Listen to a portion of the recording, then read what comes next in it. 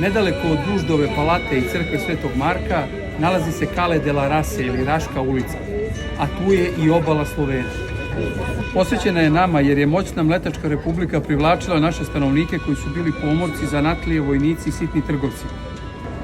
Negovali su dobre odnose sa Srpskim kraljevstvom, naročito zbog naših rudnika, a posebno zbog najvrednijeg srebra glame, koje je sadržalo određeni procenat zlata.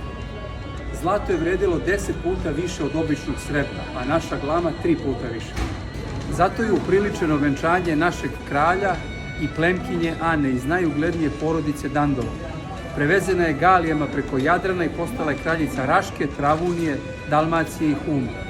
Rodila je jednog sina, Uroša, koji će postati kralj Stefan Uroš I Veliki, a ona će da počiva u njegovoj zadužbini manastiru Sopoćanima.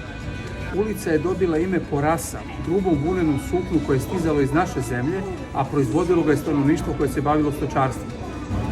Tim suknima su se prekrivale felče, gondole, a imena su dobila po tome što dolaze iz kraljevstva Raške.